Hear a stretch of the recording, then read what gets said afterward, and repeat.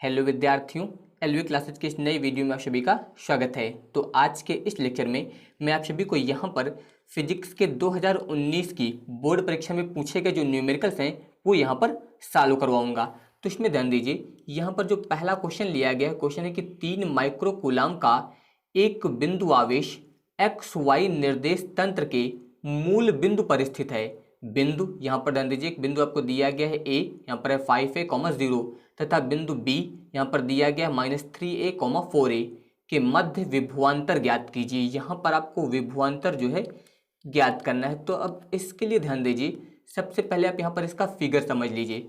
इसमें बात हुई है एक्स वाई निर्देश तंत्र की। तो अब ध्यान दीजिए, सबसे पहले यहाँ पर इसका फिगर सबसे पहले आप यहाँ पर बनाइए एक्स अक्ष, ये हो जाएगा यहाँ पर एक्स अक्ष। इसके बाद ध्यान दीजिए, इसी प्रकार से आप यहाँ पर बनाएंगे इसमें वाई अक्ष। तो ये हो गया आपका वाई अक्ष और ये यहाँ पर हो गया एक्स अक्ष। आप इसमें लिख सकते हैं, ये हो जाएगा एक्स अक्ष और ये हो जाएगा वाई अक्ष। इसमें ध्यान दीजिए, इसमें बताया गया था कि 3 माइक्रो कूलाम का एक बिंदु आवेश जो है एक्स वाई निर्देश तंत्र के मूल बिंदु पर स्थित है। तो ये आपका यहाँ पर जो है मूल बिंदु होता है और मूल बिंदु के निर्देशांक होते हैं 0,0। तो यहाँ पर जो आवेश दिया गया वो इस मूल बिंदु पर स्थित है, यानी कि Q बराबर आप लिख सकते हैं 3 माइक्रो कूलाम, वो जो है यहाँ पर इस बिंदु पर स्थित है। तो अब यहाँ पर ध्यान दीजिए, एक बिंदु आपको दिया गया था A, 5a, 0, यानी कि पहला मान x का होता है, दूसरा मान y का होता है। तो y की तरफ 0 है, x अक्ष की तरफ दिया गया है 5a। इसका मतलब यहाँ पर कहीं ये बिंदु होगा आपका, ये बिंदु आपका हो जाएगा A। यहाँ पर दिया गया है 5a, 0, इतना हो गया। इसके अलावा दूसरा बिंदु आपको दिया गया है B। अब यहाँ पर ध्यान दीजिए, एक्स अक्ष की तरफ जो मान दिया गया वो -3 है, वाई की तरफ 4a। तो एक्स अक्ष ये प्लस होता है और इधर जो होता है ये -x होता है। इसी प्रकार वाई ये प्लस होता है और ये वाला माइनस। तो जो दूसरा बिंदु दिया गया वो यहाँ इधर कहीं पर होगा, क्योंकि ध्यान दीजिए एक्स अक्ष की तरफ -3a, इधर -3a और वाई की तरफ 4a। तो यहाँ पर कहीं पर जो है ये बिंदु होगा। तो यहाँ पर ये बिंदु हम लोग मान लेते हैं B। यहाँ पर ध्यान दीजिए, ये दिया गया है -3a और 4a, इतना दिया गया है। तो अब ध्यान दीजिए, यहाँ पर एक बिंदु B हो गया और एक बिंदु A हो गया। इन दोनों बिंदुओं के बीच आपको विभवांतर ज्ञात करना है। तो अब आप यहाँ पर लिखिए बिंदु A पर विभव। तो सबसे पहले हम लोग जो यहाँ पर बिंदु A दिया गया है इस पर विभव ज्ञात करेंगे। तो विभव ज्ञात करने के लिए जो सूत्र प्रयोग किया जाता है, सूत्र आपको पता होना चाहिए। सूत्र होता है V बराबर 1/4πε0 Q/r, ये सूत्र होता है। तो इस सूत्र की सहायता से जब बिंदु A पर ज्ञात करेंगे तो इसे ऐसा लिखिए V A बराबर 1/4πε0 इंटू, ध्यान दीजिए Q का मान आपको दिया गया 3 माइक्रोकूलम। चाहे तो आप मान रख दीजिए, अभी Q लिख दीजिए। बट्टे में ध्यान दीजिए R यानी कि दूरी, इस बिंदु से A की दूरी, यानी कि यहाँ से यहाँ तक की दूरी ध्यान दीजिए कितनी है 5a। यहाँ पर आप लिख सकते हैं 5a। तो यहाँ पर दूरी हो जाएगी 5a, इतना हो गया। यहाँ पर हम लोग विभव ज्ञात कर रहे थे इसलिए वोल्ट। इस प्रकार से ये बिंदु A पर विभव हो गया। अब इसके बाद ध्यान दीजिए, बिंदु B पर भी आपको विभव ज्ञात करना है। तो यहाँ से यहाँ तक विभव ज्ञात करने के लिए आपको ये वाली दूरी पता होनी चाहिए। तो ये दूरी ज्ञात करने के लिए आप यहाँ से इस पर एक लंब डाल दीजिए। तो यहाँ पर ध्यान दीजिए, ये दूरी y अक्ष पर दी गई है 4a, यानी कि ये वाला मान आपको दिया गया 4a। x अक्ष की तरफ का जो मान दिया गया ये दिया गया 3a। तो आपको ये वाली दूरी पहले ज्ञात करनी। तो ध्यान दीजिए, ये एक समकोण त्रिभुज बन रहा है। यहाँ पर आप मान लीजिए O, ये दिया गया B, इसको हम लोग मान लेते हैं C। तो यहाँ पर आप लिखिए त्रिभुज OBC में। तो ये एक समकोण त्रिभुज है। तो जब यहाँ से यहाँ तक की दूरी ज्ञात करेंगे यानी कि OB, तो बराबर आप प्रयोग करेंगे इसमें अंडर रूट, ध्यान दीजिए ये 4a का स्क्वायर, 4a का होल स्क्वायर और इसके अलावा प्लस ध्यान दीजिए ये वाली दूरी यानी कि 3a का होल स्क्वायर। याद रखिएगा, कर्ण स्क्वायर बराबर होता है लंब स्क्वायर और प्लस आधार स्क्वायर, तो उसी के अनुसार ये लिखा गया है। तो यहाँ से जब आप OB ज्ञात करेंगे तो अब ध्यान दीजिए अंडर रूट इसका वर्ग करेंगे तो 16a², इसका वर्ग करेंगे तो 9a², ये जुड़ जाएगा तो 16 9 मिलके हो जाएगा 25a²। इसका जब आप वर्गमूल ज्ञात करेंगे तो 25 का वर्गमूल आएगा 5, a² का वर्गमूल आ जाएगा a, यानी कि ये कितना हो गया 5a। तो ये दूरी आपको पता लग गई 5a। तो हम लोग बिंदु B पर विभव ज्ञात करेंगे। तो अब आप यहाँ पर लिखिए अतः बिंदु B पर विभव। तो बिंदु बी पर विभव ज्ञात करने के लिए हम लोग इसी सूत्र का प्रयोग करेंगे। तो यहाँ पर ध्यान दीजिए, आप लिखेंगे आपकी बार वी बी बराबर 1/4 pi epsilon naught into q by r. R का मतलब दूरी, यानी कि ये वाली दूरी यहाँ पर हो जाएगा 5a वोल्ट। इतना आ गया। तो बिंदु ए पर विभव आ गया, बिंदु बी पर विभव आ गया। अब हम लोग यहाँ पर विभवांतर ज्ञात करेंगे। तो अब आप यहाँ पर लिखेंगे विभवांतर, विभवांतर यानी कि V A minus V B. तो अब वी ए इसका मान ध्यान दीजिए, यहाँ से आप मान रखेंगे तो यहाँ पर है 1/4 पाई एप्सिलॉन नॉट इंटू में है क्यू बटे 5a, फिर माइनस वी बी इसका मान रखेंगे तो यहाँ पर आया है 1/4 pi epsilon naught into Q और बटे में है 5a। तो अब ध्यान दीजिए ये दोनों मान सेम है, तो ये और ये कट जाएगा, यानी कि यहाँ पर कितना आ जाएगा 0। तो इसका मतलब विभवांतर कितना आ जाएगा 0 आ जाएगा। तो इस प्रकार से आप यहाँ पर इसे सॉल्व करेंगे। अब इसके बाद ध्यान दीजिए अगला क्वेश्चन यहाँ पर है कि दिए गए वैद्युत परिपथ की सहायता से वोल्ट मीटर का पाठ्यांक ज्ञात कीजिए। यहाँ पर जो है आपको वोल्ट मीटर का पाठ्यांक ज्ञात करना है। आपको E1 दिया गया है, E2 दिया गया है, इसके अलावा आंतरिक प्रतिरोध दिए गए हैं। तो यहाँ पर आप लिखिए परिपथ में प्रवाहित कुल धारा, प्रवाहित कुल धारा। तो कुल धारा ज्ञात करने के लिए सूत्र प्रयोग करेंगे I बराबर E1 माइनस E2 बट्टे में हो जाएगा R1 प्लस R2। इसमें हम लोग मान रखेंगे तो E1 का मान दिया गया है 18, इतना हो जाएगा। फिर माइनस E2 इसका मान आपको दिया गया है 12, यहाँ पर हो जाएगा 12 बट्टे R1 इसका मान आपको दिया गया है 2 ओम, तो 2 हो जाएगा। फिर प्लस R2 इसका मान दिया गया है 1, यहाँ पर 1 हो जाएगा। तो 18 से जब 12 घटाएंगे तो यहाँ पर आ जाएगा 6, 2 और 1 मिलके कितना हो जाएगा 3। अब 3 से जब आप यहाँ पर 6 को कैंसिल करेंगे तो 3 एक कम 3, 3 दूनी 6, यानी कि बराबर में कितना आ जाएगा 2 एम्पियर। ये हो गई धारा, तो धारा आ गई 2 एम्पियर। अब इसके बाद आप यहाँ पर लिखिए वोल्ट मीटर का पाठ्यांक, वोल्ट मीटर का पाठ्यांक। तो वोल्ट मीटर का पाठ्यांक ज्ञात करने के लिए ध्यान दीजिए आप प्रयोग करेंगे यहाँ पर V बराबर E1 माइनस आई R1, इसका प्रयोग करेंगे। तो E1 इसका मान है 18, तो यहाँ पर लिखेंगे 18, फिर माइनस I का मान अभी हम लोगों ने ज्ञात किया है 2 गुणे यहाँ पर है R1, इसका मान आपको क्वेश्चन में दिया गया है यहाँ पर 2 ओम, तो यहाँ पर भी हो जाएगा 2, यानी कि ये हो जाएगा 18 माइनस 2 दूनी 4, और 18 से जब 4 घटाएंगे तो यहाँ पर आ जाएगा 14 वोल्ट। ये यहाँ पर जो है इसका आंसर हो जाएगा। इस प्रकार से आप यहाँ पर इसे सॉल्व करेंगे। अब इसके बाद ध्यान दीजिए अगला क्वेश्चन यहाँ पर दिया गया कि एक प्रत्यावर्ती धारा परिपथ के वोल्टेज तथा धारा के समीकरण क्रमशः, ध्यान दीजिए यहाँ पर ये आपको वोल्टेज का समीकरण दिया गया है और ये आपको यहाँ पर धारा का समीकरण दिया गया है। और इसमें पूछा जा रहा है कि E तथा I के बीच कलांतर तथा परिपथ में शक्ति क्षय की गणना कीजिए। कलांतर जिसे हम लोग फाई से लिखते हैं, इसका मान आपको ज्ञात करना है। इसके अलावा शक्ति क्षय यानी कि P एवरेज लिख सकते हैं इसे यहाँ पर, औसत शक्ति आपको यहाँ पर ज्ञात करनी है एक प्रकार से। तो अब ध्यान दीजिए सबसे पहले अगर आप इनमें मानक समीकरण से तुलना करते हैं तो ये यहाँ पर जो दिया गया है ये इसका कोण, यानी कि इसे आप मान लीजिए फाई 1 है, और जो ये आपको यहाँ पर दिया गया दूसरा ये आपका यहाँ पर हो जाएगा फाई 2। इसका मतलब आपको फाई 1 पता है और फाई 2 पता है।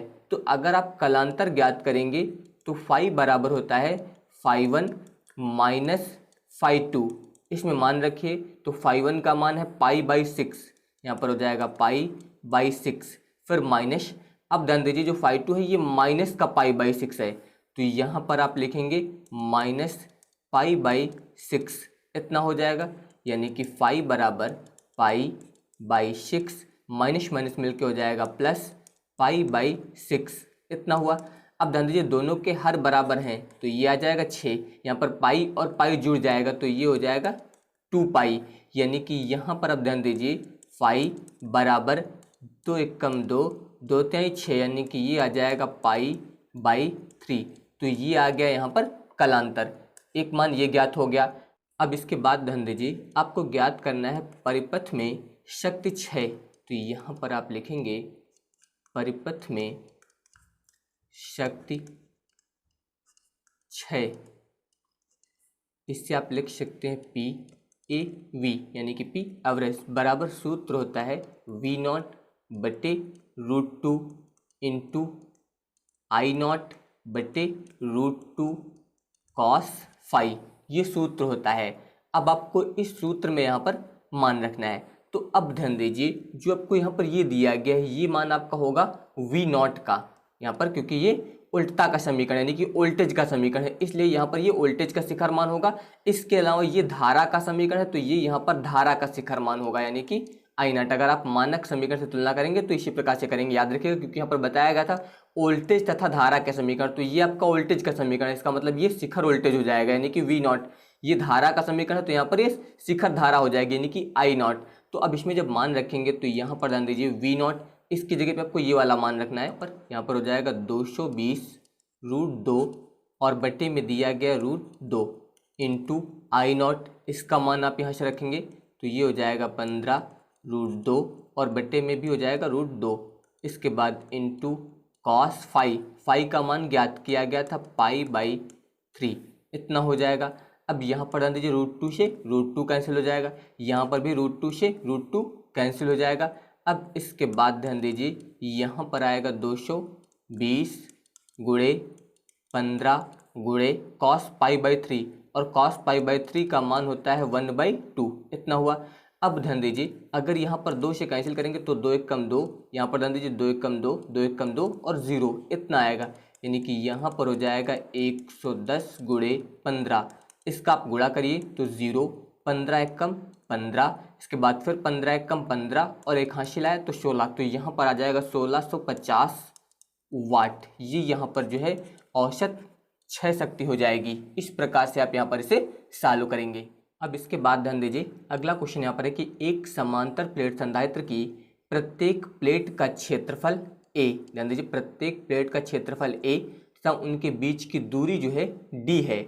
चित्र के अनुसार प्लेटों के बीच K1 तथा K2 परावर्तनांक के गुटके रखे हैं, संधारित्र की धारिता ज्ञात कीजिए। तो यहाँ पर ध्यान दीजिए, यहाँ पर आपको दो संधारित्र दिखाई देंगे, एक ये संधारित्र जिसमें यहाँ पर K1 दिया गया है और ये दूसरा संधारित्र जहाँ पर आपको क्या दिया गया है K2, और ये दोनों संधारित्र आपस में जुड़े हुए हैं। ध्यान दीजिए, तो इसका मतलब ध्यान दीजिए इन दोनों को जो है यहाँ पर समांतर क्रम में जोड़ दिया गया है, यानी कि ये दोनों संधारित्र जो है ध्यान दीजिए एक दूसरे से जुड़े हुए हैं और इनका क्रम कैसा है, यहाँ पर समांतर क्रम है।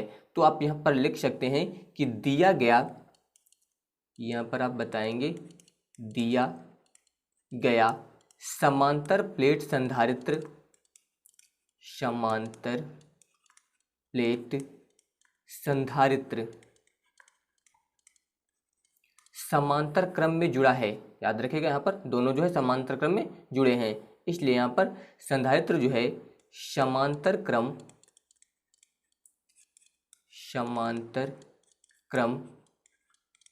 में जुड़े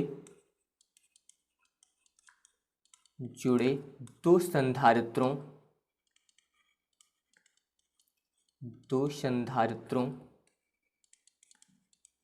का संयोजन है,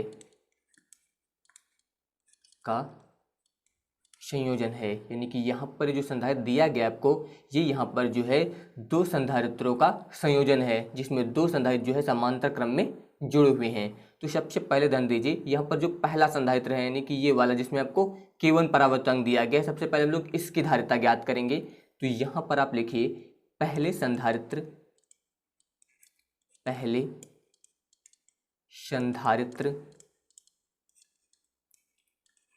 की धारिता। तो पहले संधारित्र की धारिता ज्ञात करने के लिए इसे हम लोग मान लेते हैं C1 से। C1 बराबर, अब आपको धारिता ज्ञात करने के लिए जो है सूत्र पता होना चाहिए। तो आपको पता होना चाहिए कि समांतर प्लेट संधारित्र की धारिता का सूत्र होता है C बराबर K/A/ε0D। ये सूत्र होता है समांतर प्लेट संधारित्र की धारिता का। इसी सूत्र का प्रयोग करके हम लोग यहाँ पर पहले संधारित्र की धारिता ज्ञात करेंगे। तो ध्यान दीजिए C की जगह पे क्या लिखा गया C1, इसके बाद है के की जगह पे आपको क्या प्रयोग करना है K1, तो यहाँ पर हो जाएगा K1। इसके बाद ध्यान दीजिए ए दिया गया है, इसकी जगह पे आपको कितना प्रयोग करना है A/3, तो यहाँ पर हो जाएगा A/3 इतना हो जाएगा। इसके बाद हो जाएगा एप्सिलॉन नॉट और बटे डी, ध्यान दीजिए यहाँ पर भी दूरी दी गई है तो डी यहाँ पर भी हो जाएगा, यानी कि आप लिख सकते हैं C1 बराबर यहाँ पर हो जाएगा K1। इसके बाद ध्यान दीजिए ए और यहाँ पर हो जाएगा एप्सिलॉन नॉट बटे में आप लिख सकते हैं 3D। इस प्रकार से इतना हुआ, तो ये पहले संधारित्र की धारिता हो गई। अब इसके बाद ध्यान दीजिए यहाँ पर आप लिखिए दूसरे संधारित्र की धारिता, दूसरे संधारित्र की धारिता। इसके लिए हम लोग मान लेते हैं यहाँ पर C2 बराबर, अब ध्यान दीजिए इसी सूत्र का प्रयोग करेंगे, तो अब की बार यहाँ पर ध्यान दीजिए के की जगह पे आपको कितना प्रयोग करना है K2। इसके बाद ध्यान दीजिए ए की जगह पे आपको अब की बार ये प्रयोग करना है, तो यहाँ पर हो जाएगा 2A/3। इसके बाद एप्सिलॉन नॉट बटे दूरी यहाँ पर भी डी रहेगी, तो बटे में हो जाएगा डी, यानी कि आप लिख सकते हैं C2 बराबर यहाँ पर हो जाएगा K2। इस प्रकार से आप लिखेंगे K2। इसके अलावा ध्यान दीजिए यहाँ पर है 2A, तो ये आप लिख सकते हैं 2A। इसके बाद हो जाएगा एप्सिलॉन नॉट और बट्टे में आ जाएगा 3D, यहाँ पर भी इतना हो जाएगा। अब इसके बाद आप लिखेंगे संयुक्त संधारित्र की धारिता, संयुक्त संधारित्र की धारिता। तो अब इसके लिए ध्यान दीजिए यहाँ पर आप लिखेंगे C बराबर C1 प्लस C2। C1 यहाँ पर जो है पहले संधारित्र की धारिता है और C2 यहाँ पर जो है दूसरे संधारित्र की धारिता है। जब इन दोनों को ऐड करेंगे तो यहाँ पर जो है संयुक्त यानी कि जो संयोजन तैयार किया गया है, इस संयोजन की धारिता यहाँ पर ज्ञात हो जाएगी। तो C बराबर C1, इसका मान रखेंगे आप यहाँ से, मान है K1 A एप्सिलॉन नॉट और बट्टे में हो जाएगा 3D प्लस C2, इसका मान यहाँ से रखेंगे 2K2, यहाँ पर हो जाएगा A एप्सिलॉन नॉट और बट्टे में हो जाएगा 3D। इस प्रकार से इतना हो जाएगा C बराबर, इसमें ध्यान दीजिए यहाँ पर A जो है ऊपर कॉमन हो जाएगा, इसके अलावा एप्सिलॉन नॉट भी कॉमन हो जाएगा और बट्टे में कॉमन हो जाएगा 3D। तो यहाँ पर ध्यान दीजिए ये आएगा K1 प्लस और यहाँ पर हो जाएगा 2K2। तो ये जो मान ज्ञात हुआ है ये यहाँ पर ये जो संयोजन तैयार किया गया था इसकी धारिता हो जाएगी। इस प्रकार से आप यहाँ पर इससे सॉल्व करेंगे। अब इसके बाद ध्यान दीजिए अगला क्वेश्चन है कि एक सेल जिसका आंतरिक प्रतिरोध स्मॉल r है, इसके बाद लिखा है R1 प्रतिरोध में कुछ समय तक धारा भेजता है, एक अन्य प्रतिरोध R2 में उतने ही समय तक धारा प्रवाहित की जाती है। यदि दोनों प्रतिरोधों में उत्पन्न ऊष्मा समान हो तब सिद्ध कीजिए कि स्मॉल r बराबर √R1 × R2।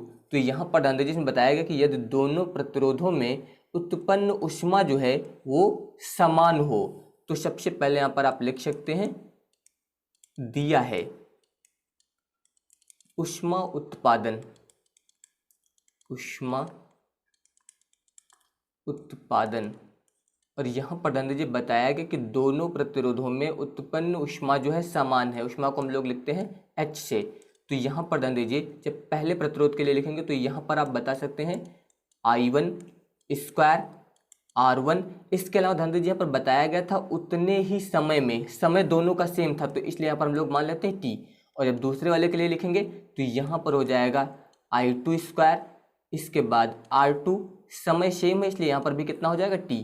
यहाँ पर ये ऊष्मा उत्पादन है, यहाँ पर बताया गया कि दोनों प्रतिरोधों में उत्पन्न ऊष्मा समान है, इसलिए यहाँ पर पहले और दूसरे में दोनों में उत्पन्न जो ऊष्माएं हैं उनका मान यहाँ पर बराबर कर दिया गया, क्योंकि ये क्वेश्चन में आपको दिया गया है कि उत्पन्न ऊष्माएं जो समान है और उतने ही समय की बात हुई थी, दोनों के समय भी बराबर हैं। तो यहाँ पर ध्यान दीजिए यहाँ पर ये T से T कैंसिल हो जाएगा, इसका मतलब यहाँ पर ये आएगा I1 स्क्वायर R1, इसके बाद हो जाएगा यहाँ पर I2 स्क्वायर और इनटू में हो जाएगा R2।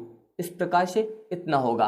अब यहाँ पर आपको ध्यान देना है जो धारा है इसके लिए आपको सूत्र पता होना चाहिए। सूत्र होता है I बराबर E बटे में होता है R प्लस स्मॉल r।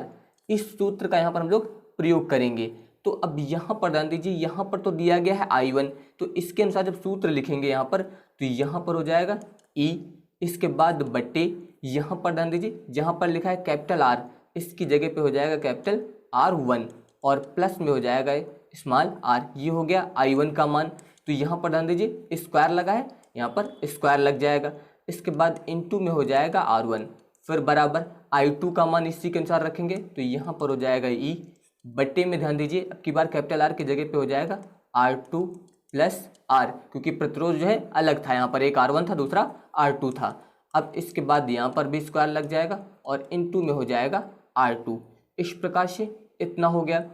अब इसके बाद ध्यान दीजिए यहाँ पर इससे आप ऐसा लिख सकते हैं E स्क्वायर बट्टे में हो जाएगा यहाँ पर R1 प्लस स्मॉल r का होल स्क्वायर, क्योंकि स्क्वायर लगा था, और इनटू में हो जाएगा R1। इसके बाद बराबर इसी प्रकार से यहाँ पर ध्यान दीजिए E स्क्वायर, यहाँ पर ये हो जाएगा R2 प्लस स्मॉल r का होल स्क्वायर और इनटू में हो जाएगा R2। इस प्रकार से इतना हुआ। अब यहाँ पर ध्यान दीजिए ये स्क्वायर से ई स्क्वायर जो है कैंसिल हो जाएगा।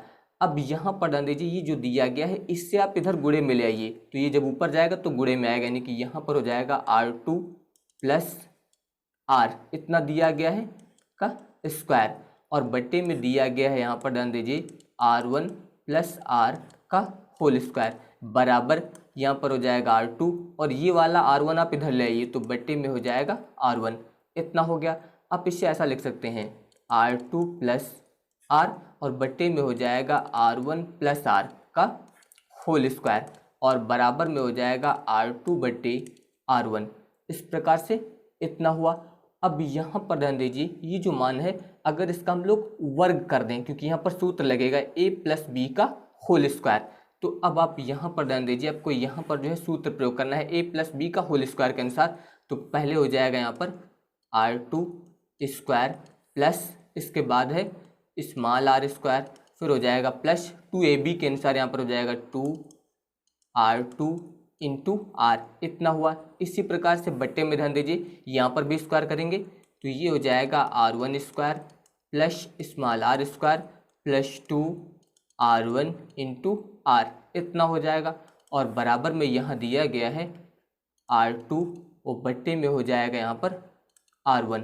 इस प्रकार से इतना हो गया यहाँ पर। अब यहाँ पर हम लोग इसका तिरछा गुणा करेंगे, यानी कि इसका गुणा इधर किया जाएगा और इसका गुणा इधर किया जाएगा। तो R1 से जब इसमें गुणा करेंगे तो यहाँ पर ध्यान दीजिए यहाँ पर हो जाएगा R1 इंटू में हो जाएगा R2 स्क्वायर, फिर प्लस इसमें गुणा करेंगे तो यहाँ पर हो जाएगा R1 R स्क्वायर प्लस इसमें गुणा करेंगे तो ये हो जाएगा 2R1 R2 R। इतना हुआ बराबर।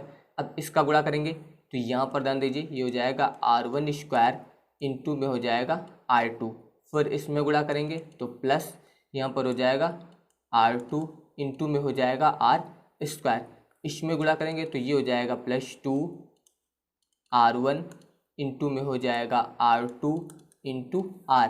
इतना हो गया। अब इसमें ध्यान दीजिए ये वाला और ये वाला कैंसिल हो जाएगा।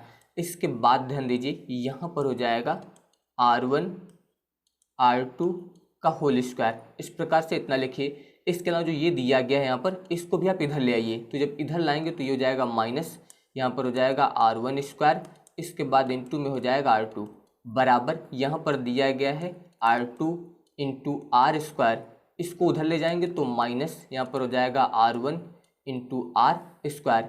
इन दोनों में ध्यान दीजिए यहाँ पर R1 कॉमन हो जाएगा, R2 कॉमन हो जाएगा, तो यहाँ से R1 कॉमन हो गया, एक R2 कॉमन हो जाएगा, एक R2 यहाँ पर बच जाएगा। इसी प्रकार से यहाँ पर ध्यान दीजिए R1 कॉमन होगा, R2 कॉमन होगा, एक R1 यहाँ पर बच जाएगा बराबर यहाँ पर ध्यान दीजिए इसमें कॉमन हो जाएगा R स्क्वायर, यहाँ पर हो जाएगा R2 माइनस R1। इतना हो गया। अब इसमें ध्यान दीजिए यहाँ पर ये जो है इससे कैंसिल हो जाएगा, इसका मतलब R स्क्वायर बराबर आ जाएगा R1 इंटू R2। तो जब R ज्ञात करेंगे तो अंडर रूट यहाँ पर हो जाएगा R1 इंटू R2, तो स्मॉल r बराबर आ गया इतना, और यही आपको यहाँ पर सिद्ध करना था। तो इस प्रकार से आप यहाँ पर जो है इसे सॉल्व करेंगे। अब इसके बाद ध्यान दीजिए अगला क्वेश्चन है कि एक धारामापी का प्रतिरोध 50 ओम तथा संपूर्ण स्केल के विक्षेप के लिए धारा का मान 0.05 एम्पियर है।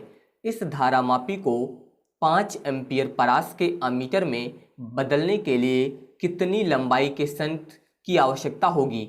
और आगे इसमें दिया गया कि तार का परिच्छेद क्षेत्रफल 2.97 इंटू 10⁻² सेंटीमीटर स्क्वायर तथा यहाँ पर आगे दिया गया है कि पदार्थ का विशिष्ट प्रतिरोध आपको दिया गया है यहाँ पर 5 इंटू 10⁻7 ओम मीटर, ये आपको यहाँ पर दिया गया है। तो अब ध्यान दीजिए, यहाँ पर सबसे पहले तो यहाँ पर दिया गया था धारा मापी का प्रतिरोध, जिसे हम लोग लिखते हैं जी से। इसका मान आपको दिया गया है 50 ओम, ये हो गया धारा मापी का प्रतिरोध। इसके अलावा ध्यान दीजिए, यहाँ पर लिखा था कि संपूर्ण स्केल के विक्षेप के लिए धारा का जो मान आ रहा था वो 0.05, यानी कि ये मान यहाँ पर हो जाएगा IG, यहाँ पर 0.05, क्योंकि यहाँ पर धारा मापी का प्रतिरोध दिया गया तो ये धारा भी उसी की लिखी जाएगी, इसलिए IG। तो 0.05 एम्पियर ये यहाँ पर हो जाएगी धारा। इसके अलावा लिखा है इस धारा मापी को 5 एम्पियर परास के अमीटर में बदलने के लिए, ये मान हो जाएगा I का 5 एम्पियर, इतना हुआ। अब इसके बाद ध्यान दीजिए, सूत्र आपको पता होना चाहिए, सूत्र होता है IG बराबर S और बटे में होता है S plus G into I, ये सूत्र होता है। अब इसमें हम लोग मान रखेंगे तो IG इसका मान दिया गया 0.05 बराबर इतना हो गया। इसके बाद यहाँ पर ये दिया गया है यस, इसके बाद बट्टे में ध्यान दीजिए यस प्लस जी का मान आपको दिया गया है 50 इंटू आई का मान भी आपको दिया गया है, तो यहाँ पर ये हो जाएगा 5। इस प्रकार से इतना हो गया। अब इसके बाद ध्यान दीजिए, ये जो संख्या है इससे आप यहाँ पर बट्टे में ले आइए और इस संख्या को आप यहाँ पर इधर गुणे में ले आइए, तो ये हो जाएगा यस प्लस 50 बराबर यहाँ पर दिया गया 5। इसके बाद यहाँ पर ये हो जाएगा यस और ये आ जाएगा बट्टे में, यानी कि 0.05 इतना हुआ। यहाँ पर इससे आप ऐसा लिख सकते हैं S प्लस 50 बराबर, यहाँ पर ध्यान दीजिए 0.2 अंक पे दिया गया, अगर 0 काट देंगे तो ऊपर 2 0 बढ़ जाएंगे। इस प्रकार से 0 काटेंगे तो ऊपर 2 0 बढ़ जाएंगे, यहाँ पर हो जाएगा 5। इसके बाद यस, अब अगर 5 से इसको हम लोग कैंसिल करें तो ये हो जाएगा यस प्लस 50 बराबर 5 से अगर इसको भाग करेंगे तो यहाँ पर हो जाएगा 100 एश। इस प्रकार से इतना हुआ। अब इसके बाद आगे ध्यान दीजिए, यहाँ पर ये एश अगर इसको आप इधर ले आएँ तो यहाँ पर आपको ये दिया गया है 100 एश, ये वाला एश इधर आएगा तो माइनस हो जाएगा यहाँ पर एश और बराबर में यहाँ पर कितना आ जाएगा 50। तो इसको जब घटाएंगे तो यहाँ पर हो जाएगा 99 एस बराबर 50। तो जब यस ज्ञात करेंगे तो यहाँ पर हो जाएगा 50 और बट्टे में आ जाएगा 99। तो ये मान आ गया यहाँ पर यस का। अब इसके बाद आप यहाँ पर लिखेंगे शंट प्रतिरोध, या फिर आप बोल सकते हैं प्रतिरोध शंट। यहाँ पर आप लिखेंगे प्रतिरोध शंट। अब इसके लिए ध्यान दीजिए, यहाँ पर आप लिखिए यस बराबर सूत्र होता है रो इंटू एल बाई ए, ये सूत्र होता है। अब इसमें हम लोग मान रखेंगे तो यस का मान ये ज्ञात किया गया है, यानी कि 50 बट्टे 99 रो, इसका मान आपको क्वेश्चन में दिया गया यहाँ पर, ये हो जाएगा 5 इंटू 10⁻⁷, फिर इंटू एल आपको ज्ञात करना है बट्टे में ए, इसका भी मान आपको यहाँ पर दिया गया है। अब यहाँ पर ध्यान दीजिए, ये जो मान दिया गया ये आपको सेंटीमीटर स्क्वायर में दिया गया है। अगर आप इसे मीटर स्क्वायर में बदल देंगे तो यहाँ पर ध्यान दीजिए इसे इस प्रकार लिखेंगे, आप यहाँ पर लिखेंगे 2.97 इंटू 10⁻², इतना दिया गया है। आगे है सेंटीमीटर स्क्वायर, इसे मीटर में बदलेंगे तो मीटर में बदलने के लिए इसमें गुणा करना होगा 10⁻⁴ से और ये बदल जाएगा मीटर स्क्वायर में। तो यहाँ पर जो मान रखा जाएगा वो मीटर वाला रखा जाएगा, यानी कि यहाँ पर आप लिखेंगे 2.97 इंटू 10⁻⁻² इंटू 10⁻⁻4, इतना हो गया। अब यहाँ से आपको मान ज्ञात करना है एल का, तो ये जितना बट्टे में दिया गया ये सभी इधर गुणे में आ जाएगा, यानी कि यहाँ पर है 50 गुणे 2.97 इंटू 10⁻⁻², यहाँ पर हो जाएगा -4। इसके बाद ध्यान दीजिए बट्टे में यहाँ पर दिया गया 99 गुणे, ये यहाँ पर गुणे में आएगा तो ये हो जाएगा 5 गुणे 10⁻⁻7, इतना हो गया एल बराबर। इसके बाद ध्यान दीजिए यहाँ पर अगर 5 से कैंसिल करेंगे तो 5 × 5 5 × 50, इतना हो गया।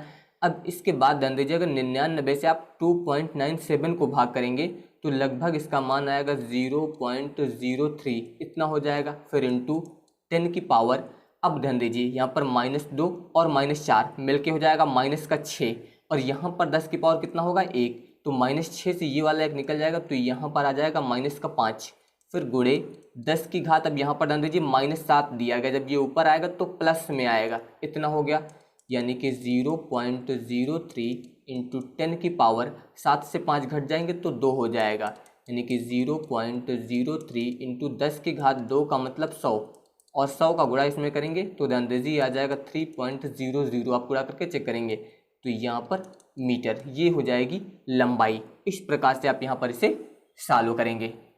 तो बाकी के क्वेश्चन मैं आप लोगों को नेक्स्ट वीडियो में बताऊंगा। अगर आप सभी को ये वीडियो पसंद आया हो तो इस वीडियो को लाइक, शेयर और हमारे चैनल को सब्सक्राइब जरूर करिएगा। धन्यवाद।